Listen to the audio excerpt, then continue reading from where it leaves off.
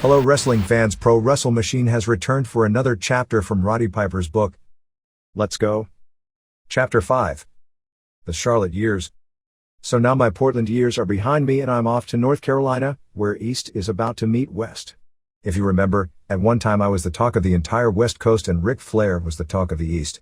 But now the two of us were going to be playing for the same team. There was no longer going to be miles of road in different time zones separating us. Flair and I were going to be wrestling on the same circuit and we were about to go head to head. Would there be enough room on the same card for two young pioneers with big egos? I was about to find out. I had been in contact with a wrestling buddy of mine, Ray Stevens, who I had wrestled with on the San Francisco beat, and he put me in touch with his booker in Charlotte, George Scott. After hearing how well I did in Oregon, Scott invited me to come to North Carolina to give the East Coast a try. So I packed up the Yellow Canary and hit the road. On the way I stopped at a place called the Silver Dollar Saloon. I think it was in Montana. I checked into the hotel and headed straight for the bar. The saloon had silver dollars everywhere. They were laminated on the bar, on the walls, all over the place. There were a few guys in the bar and we got to talking. They mentioned that they played football with Wahoo McDaniels. I had met Wahoo years back when I was in the AWA. So we were talking and drinking. Actually, we got to drinking pretty hard and I don't remember much from that night, but I do recall that someone brought up the age-old question, is wrestling real or is it phony? I also recollect a bit of a fight taking place, but I couldn't tell you much else because the next thing I remember is waking up in my room. I was lying on top of the bedspread with all my clothes on. My watch, my money, and my wallet were on the bedside table. I looked around and noticed that the door was ripped off the hinges and there was a cowboy hat in the middle of the floor. I don't know what happened, but I do know one thing. There are times when one must decide to fight or flee, and this was where flee came in. I jumped out of my bed over the cowboy hat, grabbed my belongings and hopped into my car, and took off.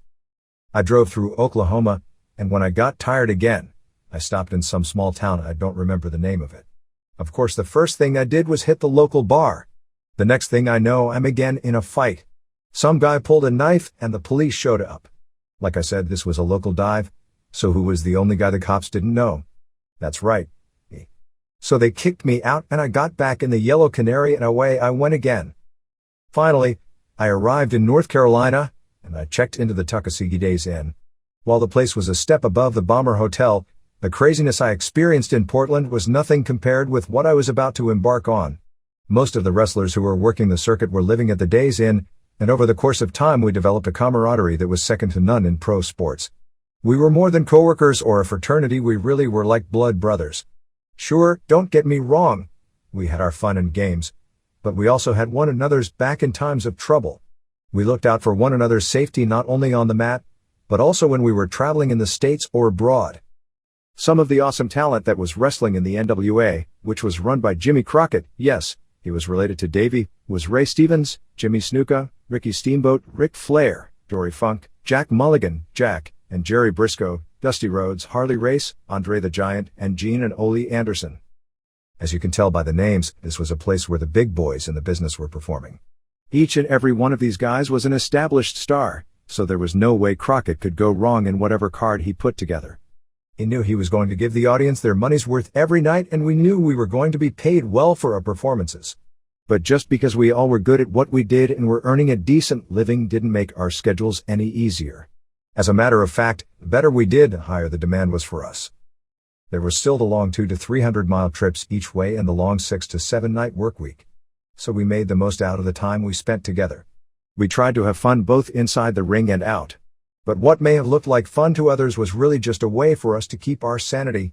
If all the wear and tear between the ropes and the drugs and alcohol didn't kill us the night before, we had to get up and go to the gym and try to sweat off whatever we did the previous evening. But in order to get the energy to hit the weights the next morning, each of us had his own poison to take in order to get him going. After hitting the weights, we'd take to the road again. But believe it or not, there was a method to our driving madness. Besides our ring gear, we also had on hand in the car the wrestling survival kit.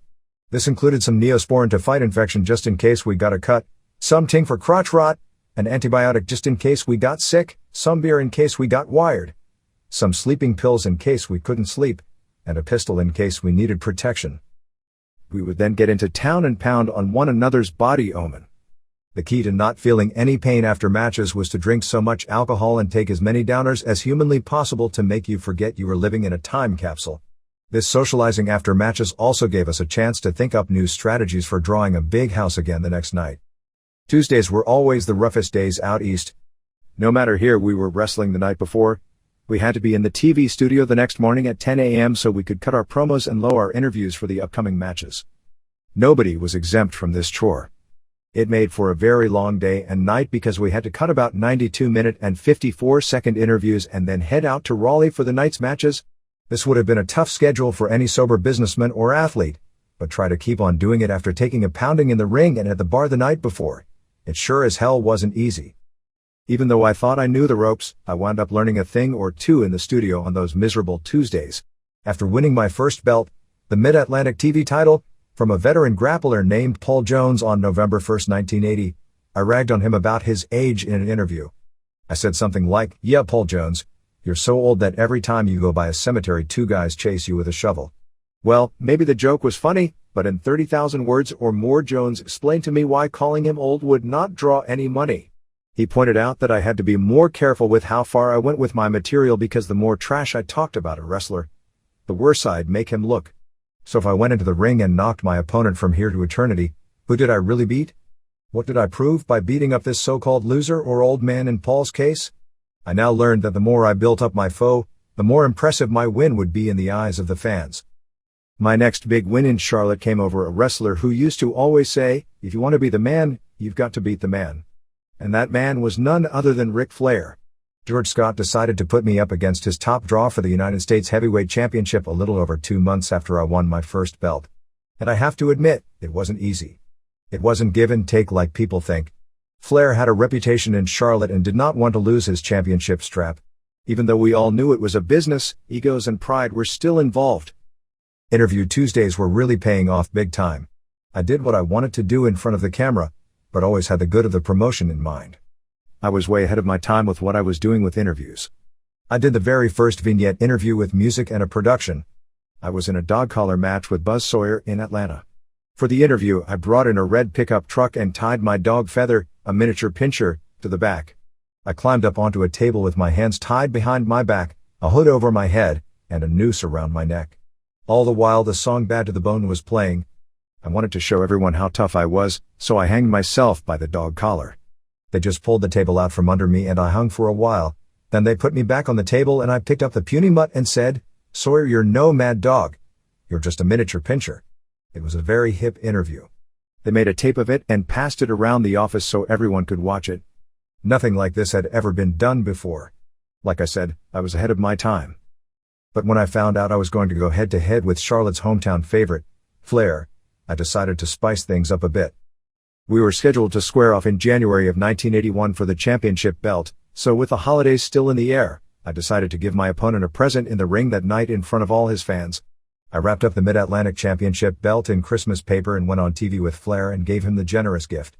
When he opened it, I informed him in the audience that I was relinquishing my title to him in order to go after his U.S. Heavyweight Championship. This got a lot of heat. Rick had no idea I was going to come out and do this, but he was a pro and it worked out great. I found out that the element of surprise, as long as it's in the right context, worked out really well, getting an honest reaction.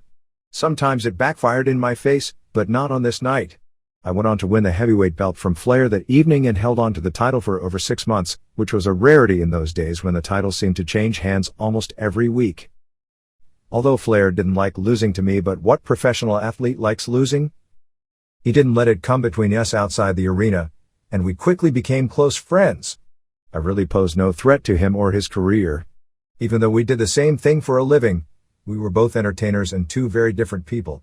Ric Flair wore a robe, I wore a kilt. Ric Flair dyed his hair blonde, I didn't. I played the bagpipes, Ric Flair didn't. We were cut from completely different molds, therefore we were never really at each other's throat, unlike Hogan and me. Rick also had a huge nose, I didn't. I also have to admit that Ric Flair got me into more trouble than I care to remember. But he always made me laugh.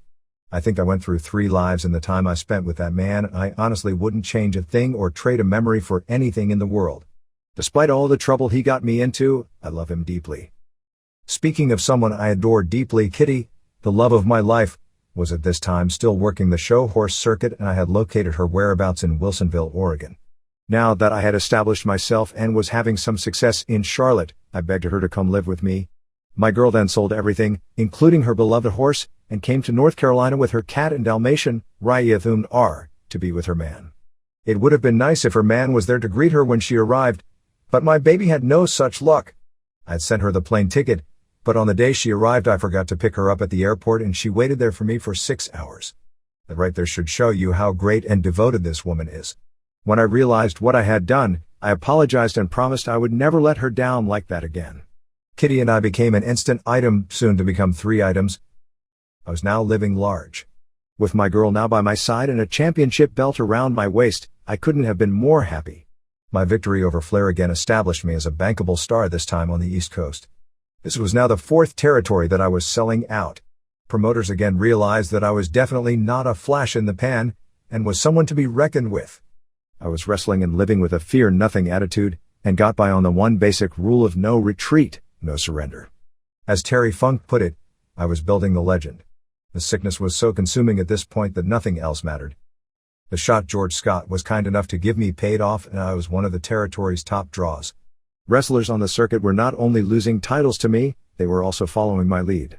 A short time later I would part ways with Scott. This was through no fault of his.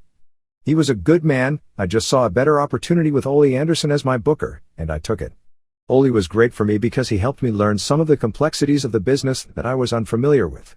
Yes, I had sold out other arenas, but there was an incredible amount of up-and-coming young talent in America and Canada, and I needed to know the ins and outs of the biz in order to stay on top.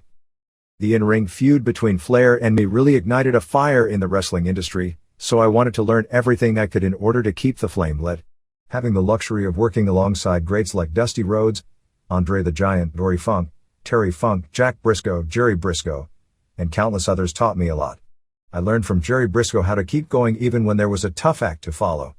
Jerry had the unfortunate pleasure of following his big brother Jack Briscoe in the territory after he was a champion. I once asked Jerry how he did it, and he said, "Just a little have to, pipes, just a little have to." In other words, he had no other choice if he wanted to work in the business. This was another lesson I had to learn before I got my wrestling degree. Ole Anderson also taught me the lesson of drawing money. At this time I had been in Charlotte for about 7 or 8 months, and the intensity that I created with some of my interview techniques drew big crowds to our shows. But one night Ole pointed out to me how things could be much better. We were in Richmond, Virginia, for a card, and I was wrestling Flair. I remember it like it was yesterday. The place was packed to the rafters, and Rick and I went at it real good for about 25 minutes and wrestled what we thought was a solid performance. After the match, people were coming up to us and complimenting our effort. But not Ole. I knew I had nicknamed this guy Pigface for a reason. He was a very good wrestler, but he was a bully. Plus, I knew he had a glass jaw, but that was beside the point. Ole had a great psychology for drawing money, and he told me that the match that night sucked. I called him on his statement and asked him how he could say that when the people were screaming their heads off throughout the match and all the guys were coming up to Rick and me telling us how good we were. He said we looked like 2 Mexicans out there. Mexican wrestlers are known for their high-flying quick style, so that's why he said that. At least that's what I think he meant. Anyway, the fact of the matter is, he said, that I was flying out there like a lily, just flipping and flopping around like a fish out of water, not really doing anything worthwhile. He said that sure, the people were happy, but what reason did we give them to come back?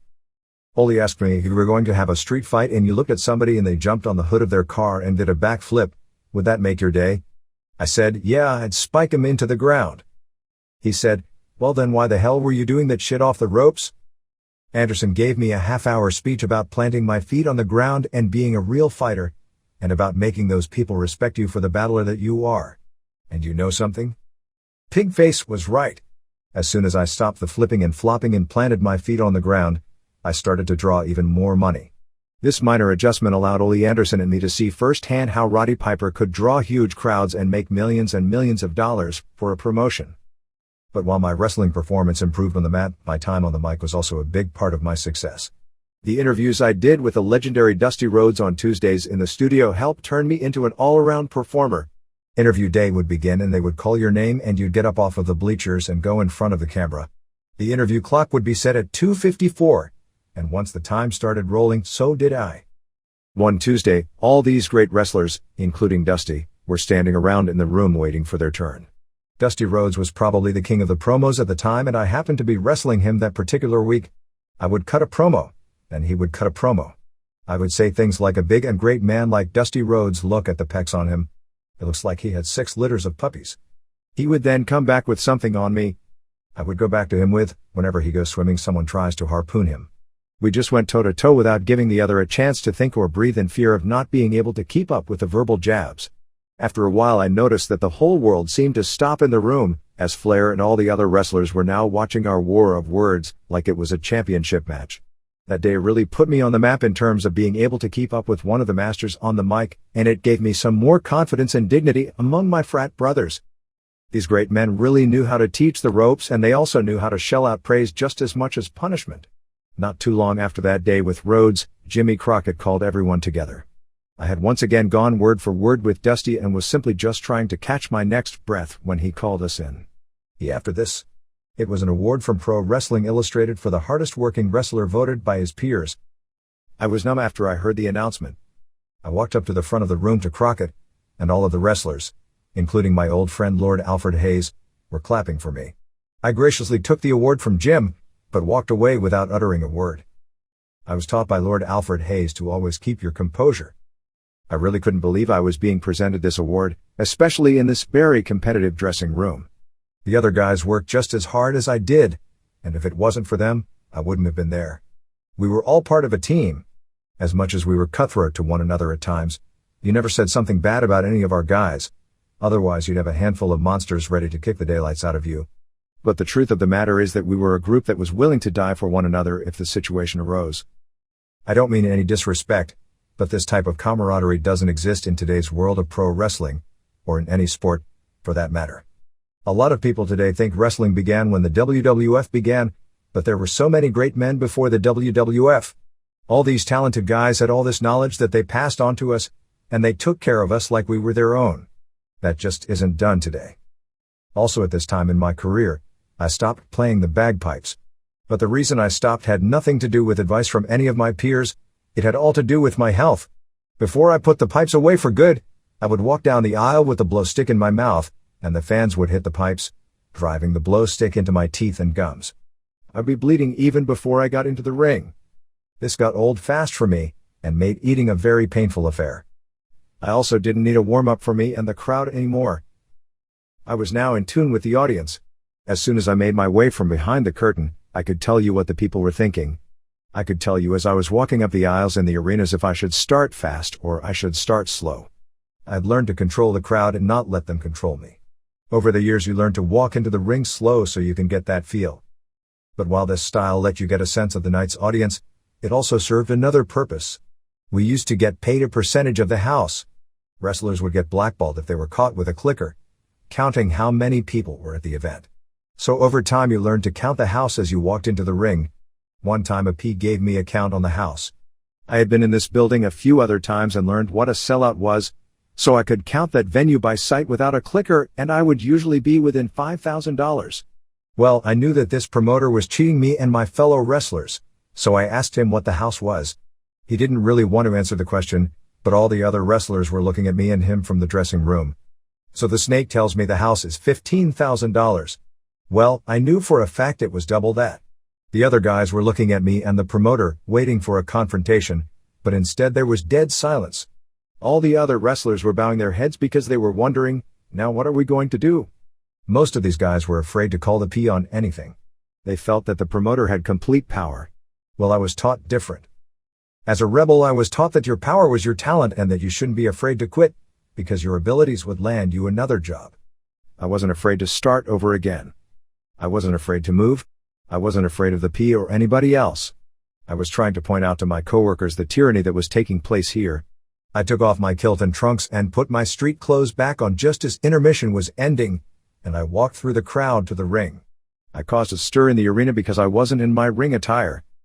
I was just carrying my halberd and no Rolex at this time and sporting my tennis shoes, no alligator boots just yet. I climbed through the ropes and into ring, where I ripped the mic out of the announcer's hand. I then proceeded to tell the crowd, ladies and gentlemen, the promoter won't pay me the money that he owes me to wrestle, So I'm going to leave the building and I'd advise you to get your money back, too. Then I laid the mic down and walked out the front door. From what my buddy Jay York told me, it was one of the best riots of the year. I'm a pretty tough customer all the way around, especially when I think I'm being taken for a fool. I'm not afraid to say no, and I'm not afraid of man or beast. I think my wrestling that bear early in my career and standing toe-to-toe, if you want to call it that, with Andre the Giant proved that. You know, after you have all 550 pounds of Andre the Giant come down on your chest several times in your life, what more is there to fear? I know there is a God. Experiences such as these made me see him several times over. As far as religion is concerned, I've always been a Christian. Throughout my life and career, I've always seen those bumper stickers that say, "I found him." Well, to be quite honest, I've never lost him. I've never been a Bible thumper, but I think the fact that I'm a Christian has probably saved a lot of people's lives, including my own. During some of my dark times, it's helped me prevail in life and try not to hurt anyone. One promoter who always seemed like he was out to hurt all the wrestlers was this man in Atlanta by the name of Jim Barnett. He was one of those peas who had power and fear working for him against all his wrestlers. They all catered to this guy for some reason, and I never understood why. I was introduced to Jim by Ole Anderson during one of my many Tuesday interview sessions. And the first time I saw this guy, I knew there was something strange about him. He said to me, in his southern accent, "Oh my boy, what a lovely smile." He was a weird fellow who used to sit there in his three-piece suit and sniff his tie. Jim was good friends with a lot of the Georgia Bulldog players, and you knew right away which ones he was familiar with because they all had Rolexes. Barnett was nuts about these labors, and more was than one. Ole had been talking me up to this southern promoter for quite some time, telling him how well I had done in the industry, and the two men dreamed of putting together the best promotion in the entire world and were relying on Flair and me to carry them there. About the same time, Flair had taken me to this place called Franco's in Richmond, Virginia, and had me buy all these suits and these expensive camel hair jackets. He wanted me to make a good impression on Barnett, but dressing me up in clothes from Franco's was like putting perfume on a pig. Well, neither my clothes nor my skills impressed Barnett the first time around, and he would have fired me if Ole hadn't convinced him to give me a second chance. The Atlanta promoter had put me on with Gordon Soley, a wonderful announcer, and when my first night on the job was over, Jim called Ole and blasted my work. He told Ole over the phone, "Thought you said he could talk. Fire him, he's terrible." But Anderson stuck up for me. He told Jim that I had bought a new suit jacket for this gig and asked him to give me another shot. Barnett agreed. When I got there next Saturday, the ratings had gone up 1.5 points, so now Jim changed his tune. He was all sweetness, saying, "Oh my boy, how are you? Oh, you must come up to my office and see me sometime."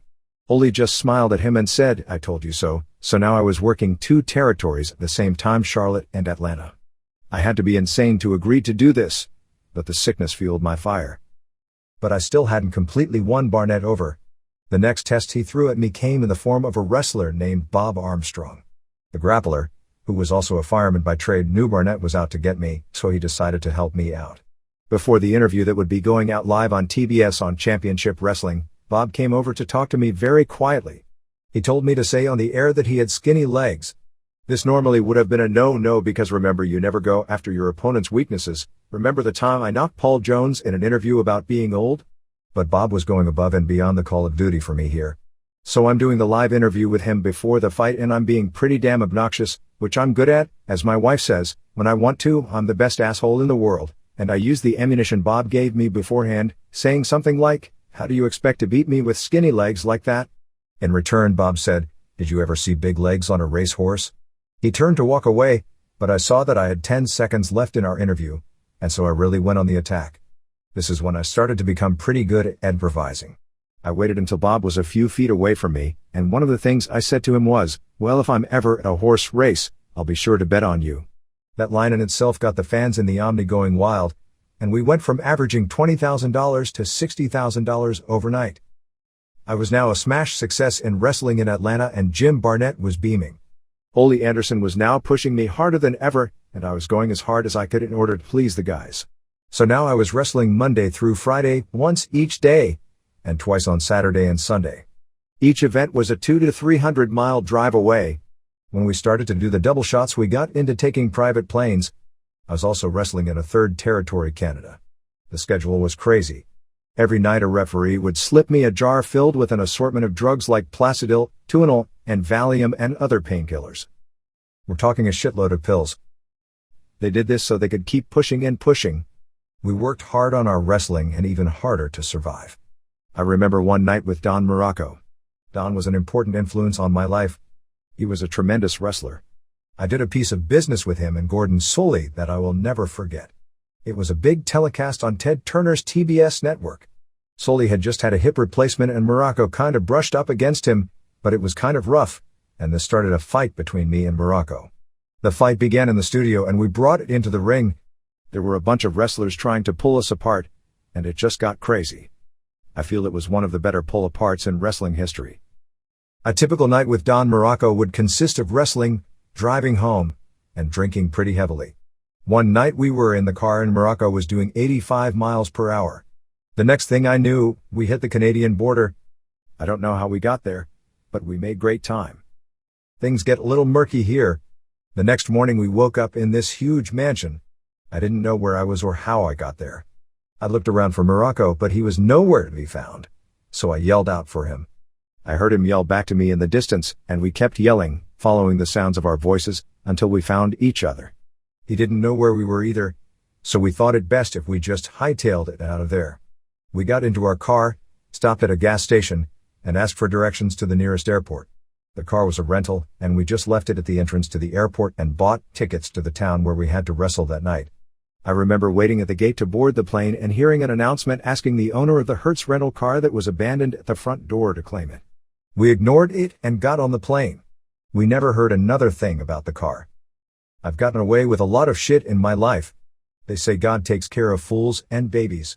This one time we were driving back from Canada to the United States and we had just reached the border. Rene Goulet was at the driver, Nikolai Volkov was in the front passenger seat, and me and the Iron Sheik were sitting in the back. What you need to understand at this point is that I was the only illegal alien in the car. So the border guard comes up to the car and asks to see our ID. Rene says, "My name is Rene Goulet and I am from Quebec. I have been coming over here for years and do not need ID. I never have." The guard asks Nikolai if he has any papers and he says, "My name is Nikolai Volkov, and I am from the Ukraine. I do not have any papers. I do not need any papers. My papers are in the White House with the president." So now the guard gets to the Iron Sheik, whose real name is Cosmo Hussery. He had been an amateur wrestling champion in Iran and a bodyguard for the Shah of Iran. The guard looks at the Sheik and raises an eyebrow. You see, this was at the time when those Americans were being held hostage in Iran. The Sheik says, "My name is Cosmos Hussery, the Iron Sheik, the two-time world champion. I come from Tehran, Iran. I do not need papers." That's it. The guy makes us all get out of the car. He never even got to me. He orders Rene to open the trunk, and Nikolai Volkov says under his breath, "This is just like the Gestapo." The guy whirled around and said, "What did you say?" And the next thing I know, we're all in this cement room in the immigration office. Oh, what I failed to tell you is that I had a 1/4 ounce of hash on me. I quickly put it in my lip, because in Charlotte everyone chewed tobacco. We were in this room for about a half hour, and that hash started kicking in and I'm trying to hold it together. The guard comes back in. He had called Washington to verify these guys' papers. Finally, he gets to me and asks me, "What's your name?" I said, "My name is Roderick George Toombs." "Where'd you go to school?" "St. Mary's," I said. He turns around and says, "That's the only one I believe." But since everybody's papers checked out, he had no choice but to let all of us go. But I wasn't always so lucky. Another tangle with the law happened in Charlotte. I like to refer to this story as the 2001 Space Odyssey Cadillac Demolition Derby. Everyone was driving brand new Cadillacs. I had a brand new Cadillac, Flair had a brand new Cadillac, the Briscoes had a brand new Caddy, and Byron Scott, who was the son of George Scott, the man responsible for bringing me to Charlotte, had his father's new Cadillac. Well, we had been in this club all night long, and Byron had been sucking us dry by milking drinks from all the wrestlers. For some reason, Byron and I got into an argument and he went outside and got into his father's car. I followed, and Byron, who had his driver's side window open about an inch, hollers, "My dad made you everything you are today." At which point my left fist went right through his windshield. Now, this kid decides maybe it's time he should move, so he started the car to take off. I rushed to my Cadillac and Jack Briscoe limped to get into the passenger side. But Jack had a cast on his leg and didn't get in the car all the way before I hit the gas. Unbeknownst to me, my wheels were turned all the way to the left, so when I hit the gas, The caddy shot hard to the left and flung Briscoe out the door.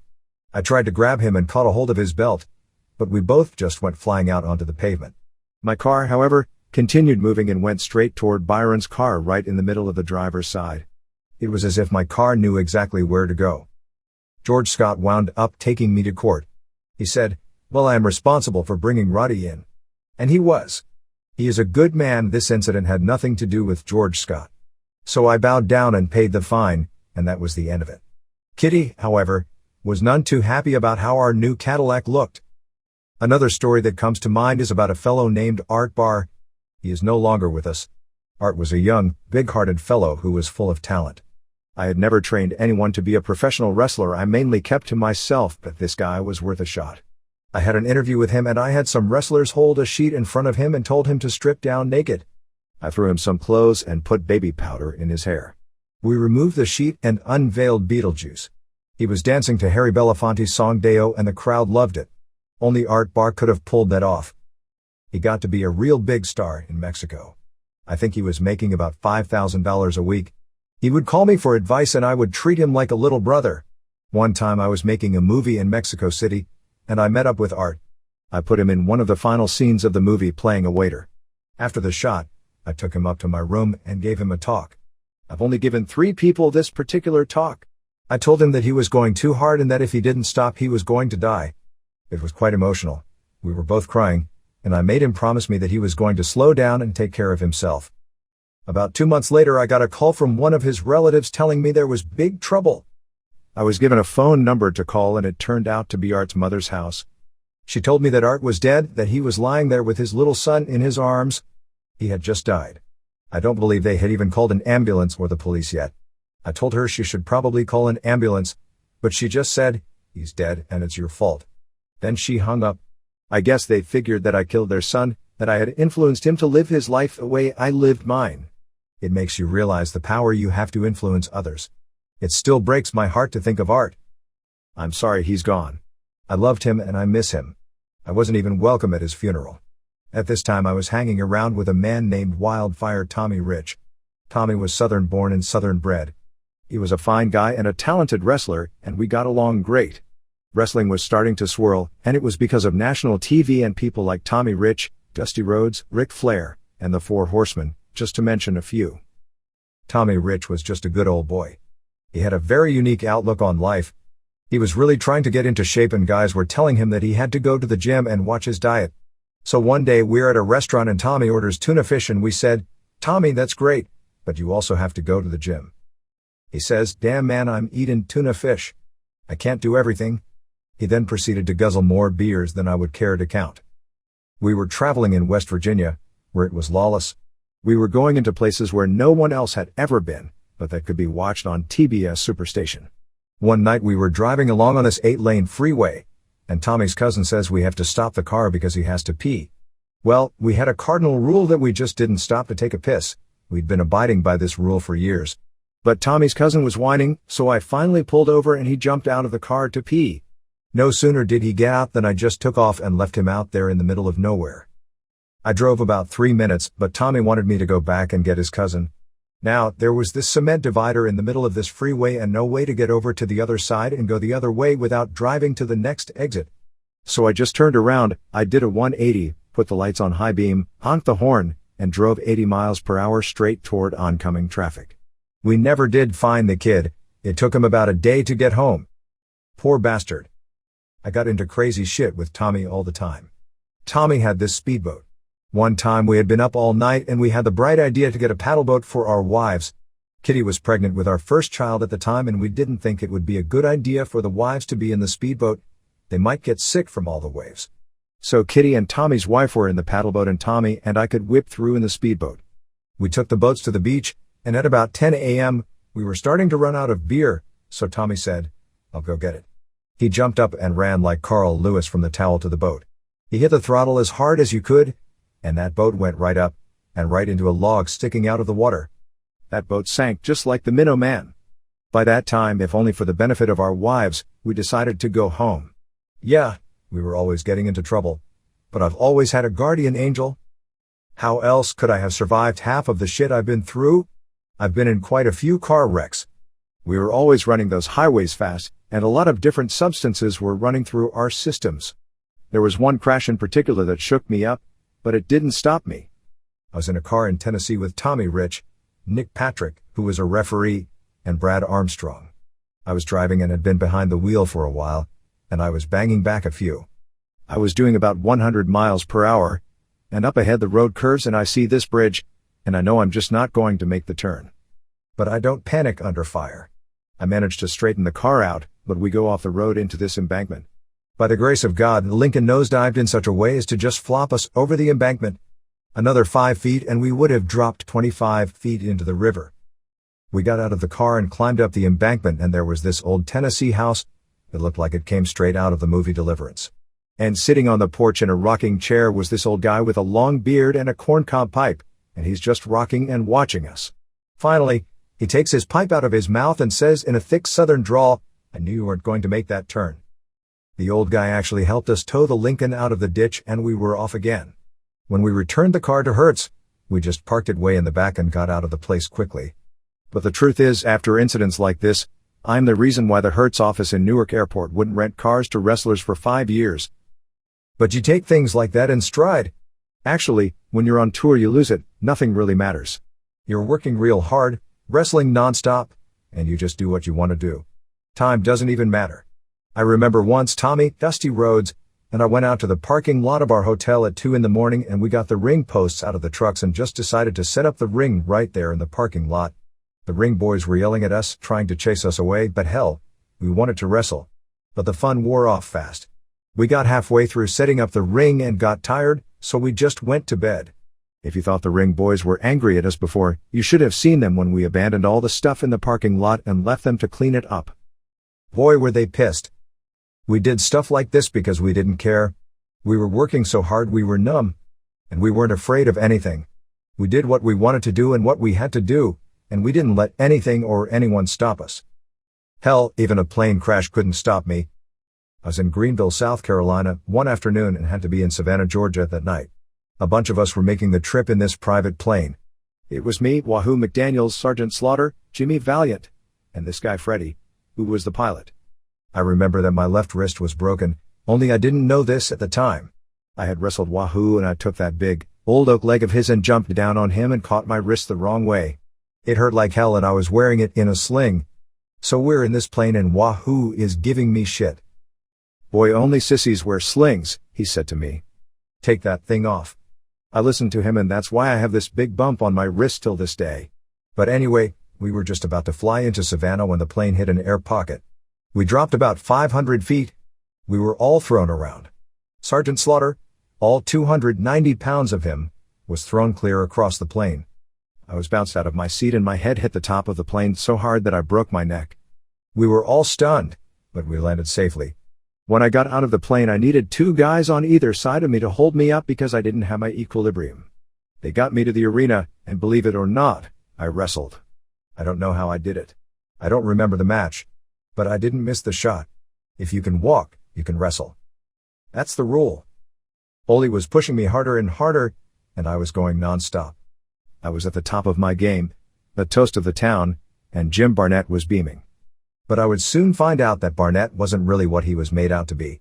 The guy went around bragging about who he knew and how smart and powerful he was, but I would soon learn it was all a charade.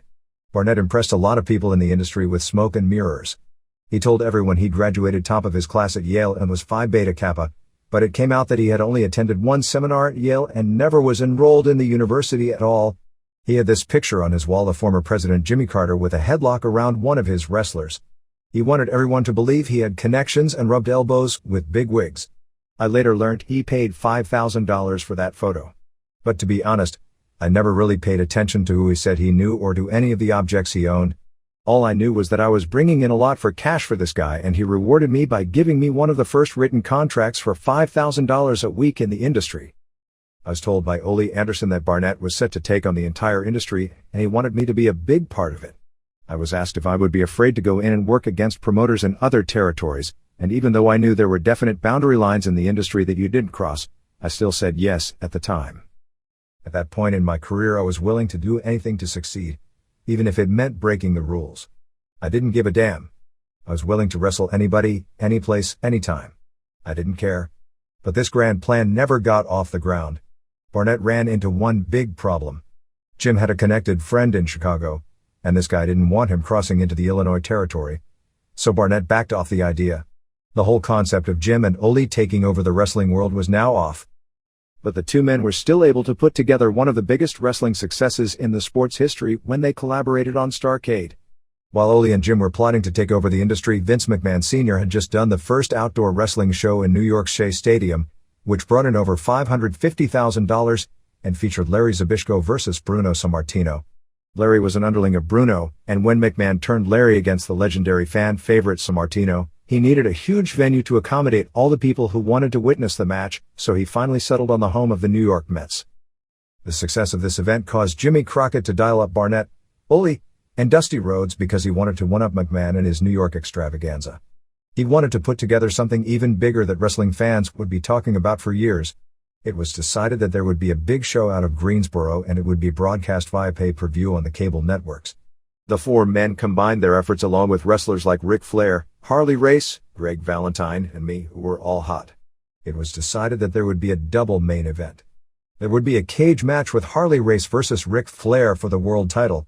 At this time, in 1983, there was a guy in Oklahoma called the Junkyard Dog, who was gaining popularity. He would fight wearing a dog collar.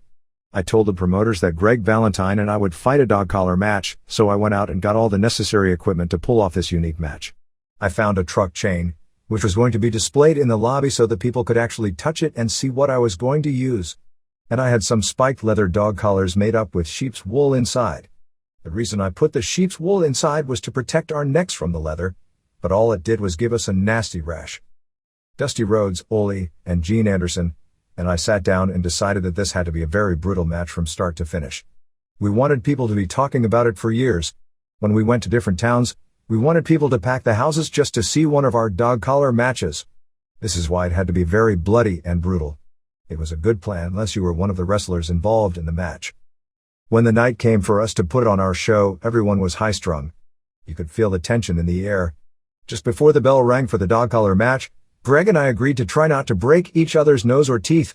But with this kind of match, well, it was what it was and we both knew what to expect. I knew going in that Valentine had the reputation for hitting his opponents very hard whenever he wrestled, so I was prepared. The first thing we did when we got in the ring was try not to let each other get the chain because we both knew that if the other guy got the chain he would use it mercilessly. And needless to say, once we each got a hold of that chain, we got carried away.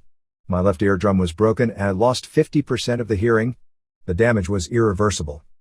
I certainly can say that it was one of the most barbaric matches of my career, but it sure did get over with the people. They loved every second of it. And while Greg and I loved that the audience loved it, the problem was we had to do it another 45 times over the next 60 days. Over that span of time the cuts and bruises would heal, but that darn sheep's wool started making us look like we had some sort of disease around our necks. Valentine was really angry at me for putting the wool in the collars because it was itching him like crazy. He would take the chain and wrap it around his fist and hit me in the head, yelling, "Why did you put this stupid fucking wool in these collars?"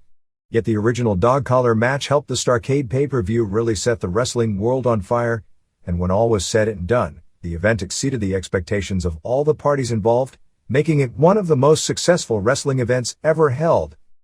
And when it was over, Barnett wanted even more control over his territory and his wrestlers. I was one of the hottest wrestlers around and we were selling out every town. Because I had a contract, they expected me to become a corporate man. Well, I got news for you, that ain't me.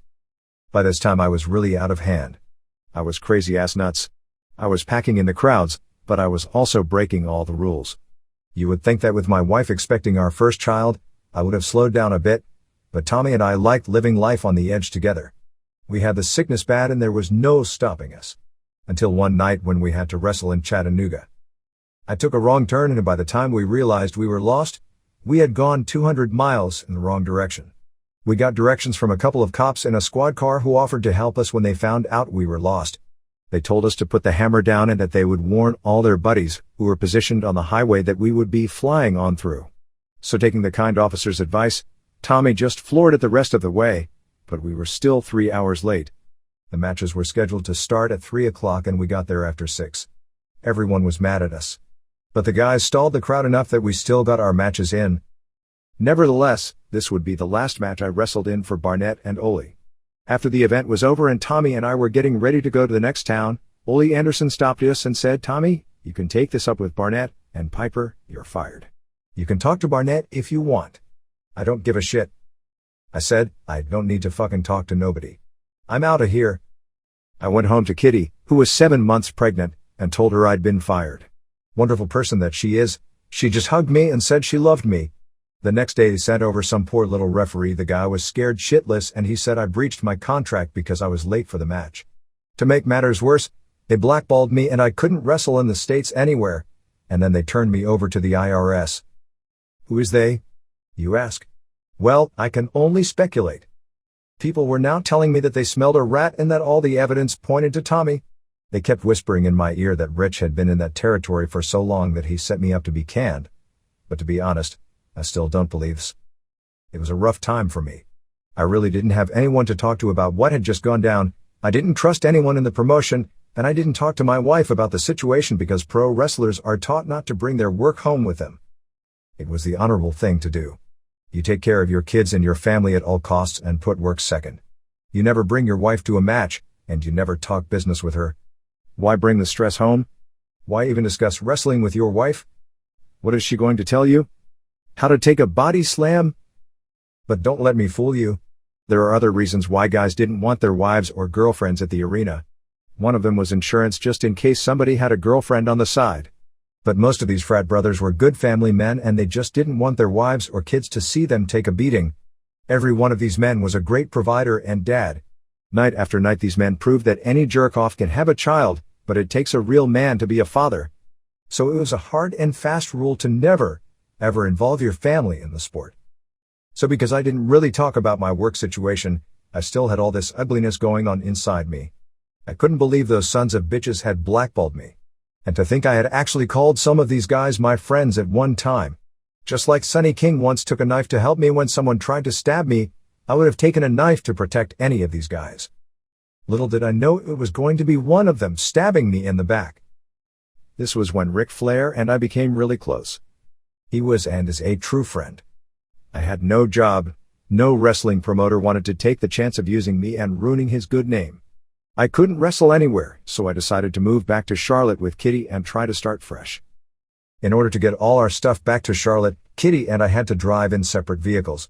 I rented a U-Haul truck, which I was going to drive, and my wife was going to take our Cadillac along with our miniature pincher, Feather. I wasn't looking forward to the drive because, number one, I knew the time alone would just have me thinking about what had just gone down in Georgia, and number two, I had the unfortunate pleasure of riding with our other dog, a giant and retarded Dalmatian named Ryathun. Or little did I know that crazy mutt would keep me entertained the entire ride back to North Carolina. But I really shouldn't have been surprised because both of our dogs, as retarded as they were at times, had given Kitty and me plenty of laughs over the years. For instance, Feather came into our lives one day after I proposed to Kitty in Atlanta. Unbeknownst to me, my wife-to-be had gone to the pet store in town the next day. She fell in love with this pup and asked the shop owner to put the little guy in the window. Then Kitty brought me down and by accident we passed the store and she pointed out to me how cute and cuddly the mutt was and how great it would be for her to have a dog like that to keep her company while I was on the road. So okay, I fell for the bit hook, line, and sinker. But a funny thing happened on the way home that night. I noticed when we picked up the little pup and took her home that she was a shaking mess. We couldn't stop Feather from trembling the first few days we had her. But that problem was solved when Kitty and I went out to dinner one night. I took my lovely bride-to-be out on the town and forgot that I had left my box of Valiums on the floor at home as we had no furniture. So when we got back from dinner, we found the box on the kitchen floor all torn to pieces and Feather just lounging around without a care in the world. The Valiums calmed that dog right down and smoothed those nerves right out. She went on to live another 16 calm and cool years with us. Ryathun Ara, on the other hand, was anything but calm, especially in cars. The dog hated being on the road for any period of time because she had been in an accident once before in Walla Walla and was not very comfortable riding in a car. So I knew I was going to have my hands full with this dog for the entire 250-mile trip. But I thought if I kept the radio on and her distracted I'd be all right. Boy, was I wrong. No sooner had we pulled away from my old house than that dastardly dog started barking. My first means to try to keep her quiet was just to tell her to shut up. But that didn't work. That would have been too easy. The next thing I did was turn up the radio, but still that bastard wouldn't shut up. We were now going on about an hour and a half and Raiathum was still woofing, so at this point I'd already lost it, so I started barking back at the annoying animal. But whatever I was saying in dog language wasn't working either. After about another half hour, I couldn't think of anything else to get this dog to shut up, so I gave her my jacket to chew on, hoping it would occupy her for a while. As soon as she got a hold of my jacket, she took a bite out of it, and with a piece of cloth hanging out of her mouth looked at me and continued barking. That fucking dog barked all the way to Charlotte, not giving me any time to think about why I was leaving Atlanta. Boy, I hated that dog, but I love her for what she did for me that day. Without knowing what she was doing, that Dalmatian kept my mind off being blackballed. Once I got settled in Charlotte, Rick gave me a call and made me an offer I couldn't refuse. Flair and I had always gotten along, and as a matter of fact, he dubbed me the John Wesley Hardin of wrestling for the last 20 years. Hardin was supposedly one of the toughest gunfighters of the Wild West, who killed some 20 men one just for snoring. He got caught, went to jail, and then came out a lawyer. As for me, while I knew I would never become a lawyer, at this time in my career I was full to the brim with talent that I was dying to express. Besides my wrestling skills, I had always watched Flair's back and he knew that I would continue to do so. Flair asked me if I wanted to travel with him overseas to work in some events in places like San Juan or Santo Domingo, and I immediately told him yes.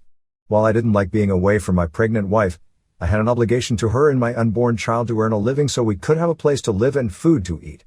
I almost had work in Dallas for a booker named Gary Hart, but he tried to get me at a bargain basement price of $1,200 per week. I knew I couldn't accept this money, not when I used to make $5,000 a week, and more importantly, I had a wife and a kid on the way. So I had to take the best offer out there for their sake. I told Hart to have a nice day and I opted to go overseas with Flair to earn my keep and win my reputation back. This is the end of this chapter. Be sure to like and subscribe. Comments help the algorithm. See you next time.